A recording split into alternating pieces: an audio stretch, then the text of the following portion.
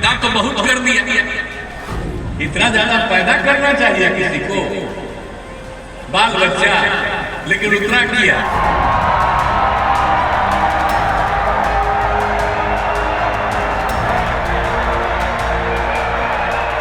शाम में कोई घर से बाहर निकलता था, जिनका राज था, बताइए, पहले कांग्रेस का राज, अब 15 साल तक पति पत्नी का राज हुआ। 100 साल के अंदर धरती खत्म होगा, 100 साल के अंदर सब खत्म होगा एक ही बार, और सब चीज भूल जाएगा, सब मर जाएगा।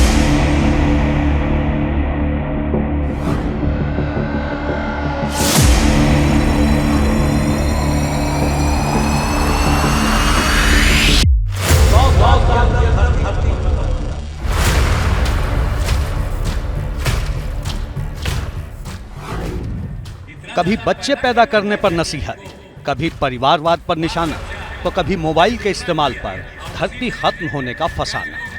लोकसभा चुनाव की बिसात पर बिहार के मुख्यमंत्री नीतीश कुमार की जुबान मुद्दों को छोड़कर सब कुछ बोल रही है, विवाद का नया पन्ना खोल रही है। सवाल है, आखिर नीतीश कुमार को हुआ क्या है?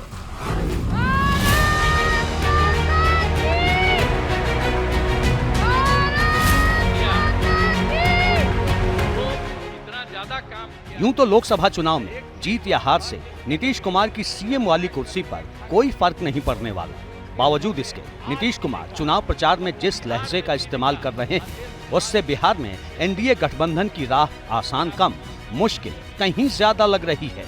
क्योंकि 16 मार्च को चुनाव की तारीखों के ऐलान के बाद से अब तक नीतीश कुमार की ऐसी कोई सभा या कार्यक्रम नहीं रहा जहां से निकला उनका कोई बयान विवाद का बवंडर न लाया हो। ताजा मामला शनिवार को कटिहार में हुई नीतीश कुमार की जनसभा का है।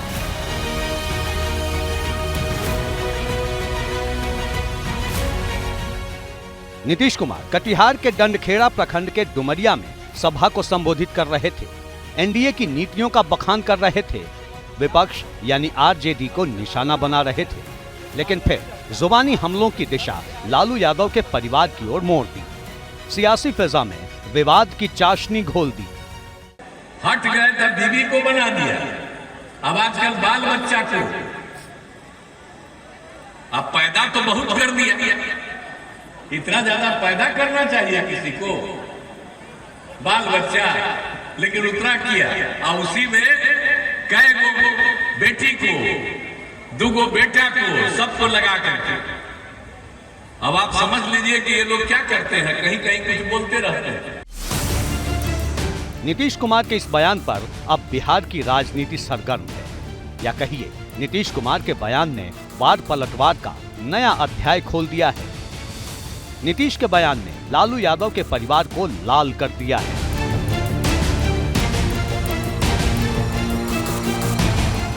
जो मन करे वो कहे, और वो जो भी कहेंगे मेरे लिए आशीर्वचन होगा और आशीर्वाद होगा।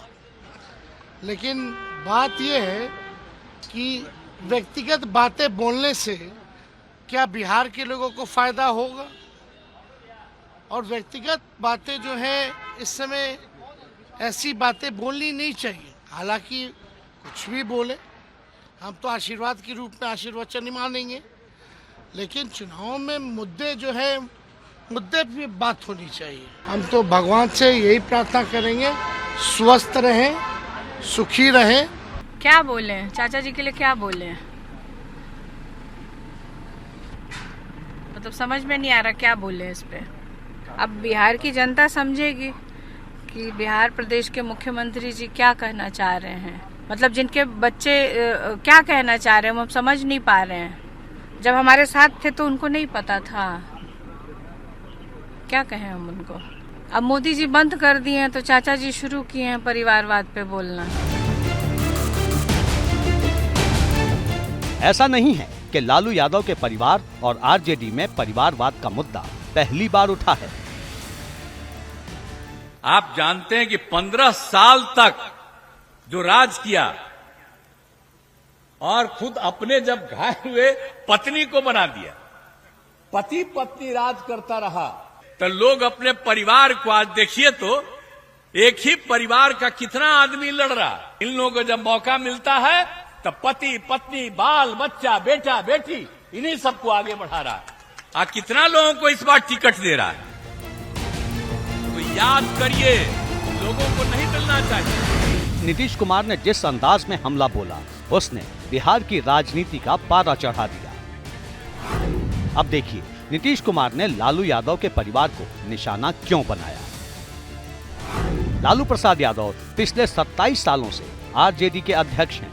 चारा घोटाले में जेल गए तो अपनी पत्नी राबड़ी देवी को मुख्यमंत्री बना दिया। मौजूदा वक्त में राबड़ी देवी विधान परिषद की सदस्य हैं। बड़ी बेटी मीसा भारती राज्यसभा सांसद हैं और पाटलिपुत्रा सीट से लोकसभा का चुनाव लड़ रही हैं।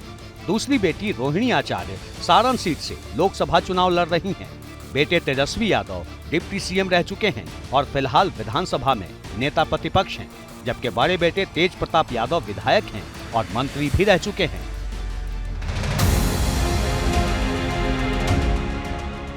आरजेडी यानी राष्ट्रीय जनता दल में लालू यादव के परिवार की इसी भूमिका को नीतीश कुमार ने निशाना बनाया, लेकिन उनके लहजे पर सवाल उठ गए। पहले नीतीश कुमार का वो बयान सुनिए कि आखिरकार इस बिहार में लोग क्या करता था। कहीं कोई पढ़ाई होती थी जी, आज शाम में कोई घर से बाहर निकलता था, जिनका राज था बताइए, पहले कांग्रेस का राज, अब 15 साल तक पति पत्नी का राज हुआ यहां पर। और क्या हाल था, अरे हम तो बीच में 2 बार उन लोग को मौका दिए और गड़बड़ किए तो हटा दिए। वो बड़े हैं, कुछ भी बोल सकते हैं। अब पता नहीं उनको कौन कहलवा रहा है ये सब बातें। उन्हीं की छवि को धूमिल की जा रही है, उनके घर ही बैठा है। हम तो मुख्यमंत्री जी के लिए हमेशा से सम्मान दिए हैं, आगे भी देते रहेंगे। हम तो बेटे के रूप में उनके साथ खड़े थे। दिलचस्प है कि नीतीश कुमार सीधे लालू परिवार को निशाना बना रहे हैं, लेकिन तेजस्वी यादव अलग ही तर्क दे रहे हैं। बता रहे हैं कि नीतीश कुमार खुद नहीं बोल रहे, उनसे कोई बुलवा रहा है, छवि खराब करने की साजिश है। ऐसे में सवाल उठता है, क्या वाकई ऐसा ही है? क्योंकि बीते वक्त में नीतीश कुमार बयानों की शक्ल में विवादों की सीमाएं मापते हुए ही नजर आए हैं।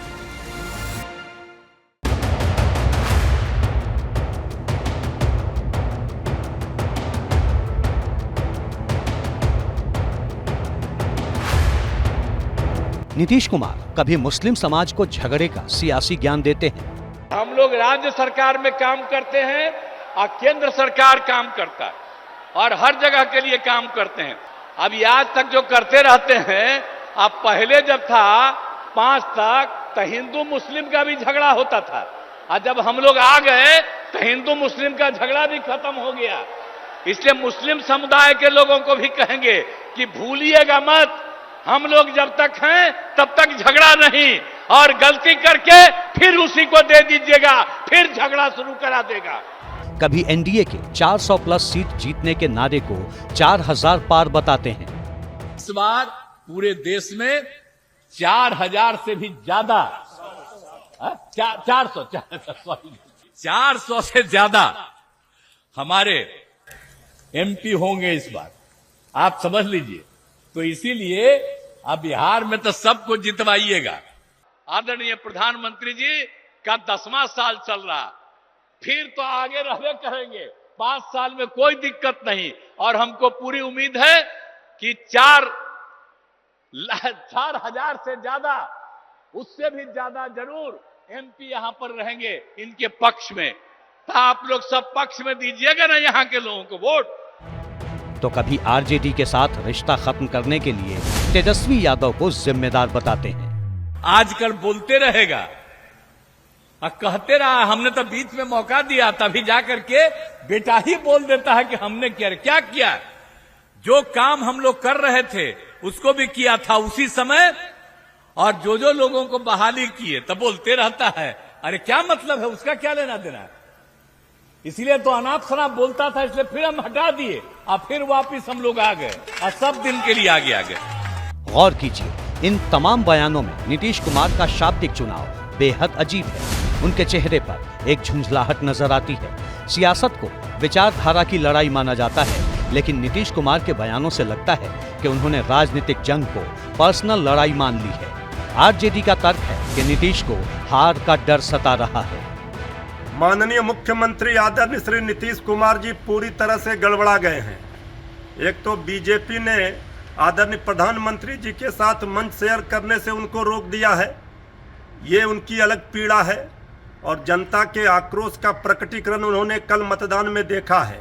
हार निश्चित दिख रही है, इसलिए बौखलाहट में, घबराहट में वो तिलमिला रहे हैं। उनकी पीड़ा है, वो बौखलाहट में हैं और ये निजी हमले आदरणीय लालू प्रसाद जी पर कर रहे हैं। मुद्दे की बात, काम की बात वो नहीं कर पा रहे हैं। वाकई नीतीश कुमार को हार का डर सता रहा है। बिहार में नीतीश कुमार की सियासी जमीन खिसक रही है।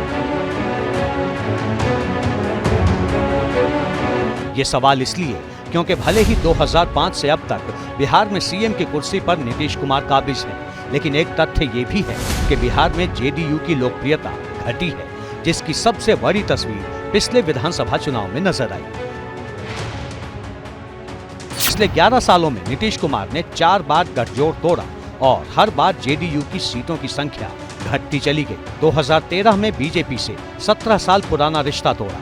अगले ही साल जेडीयू ने सीपीएम के साथ मिलकर लोकसभा चुनाव लड़ा। नतीजा, जेडीयू की सीटों का आंकड़ा 2 तक सिमट गया। 2015 में जेडीयू ने आरजेडी और कांग्रेस के साथ बिहार विधानसभा चुनाव लड़ा।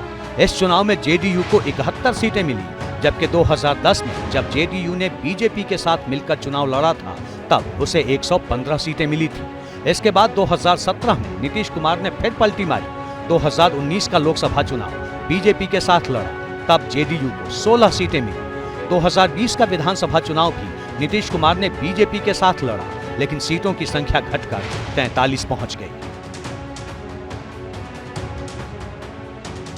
दिलचस्प है कि इसके बाद भी नीतीश कुमार का सत्ता पलट आसन जारी रहा और यही नीतीश कुमार की जुबान विवादों की भाषा गढ़ने लगी।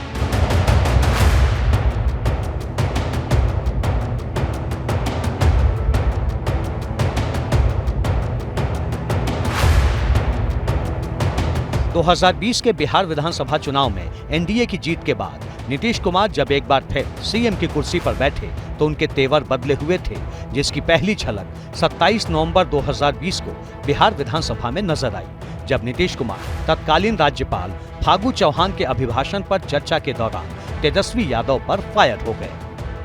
तो आप जांच करवाइए और इसके खिलाफ कार्रवाई होगी। ये झूठ बोल रहा है। मैंने भाग दिया था, मेरा भाई समान दोस्त का बेटा है, इसलिए हम सुनते रहते हैं, हम नहीं कुछ बोलते हैं। और इसके पिता को किसने बनवाया था लोकदल में विधायक दल का नेता, ये पता है? इसको डिप्टी चीफ मिनिस्टर किसने बनाया था? और जब इस पर आरोप आया, हमने कहा एक्सप्लेन करो। जब एक्सप्लेन नहीं किया तब हमने छोड़ दिया। अगर इसी तरह से हम चलो ना, हम बर्दाश्त करते रहते, हम कुछ नहीं बोलते। क्यों नहीं एक्सप्लेन किया?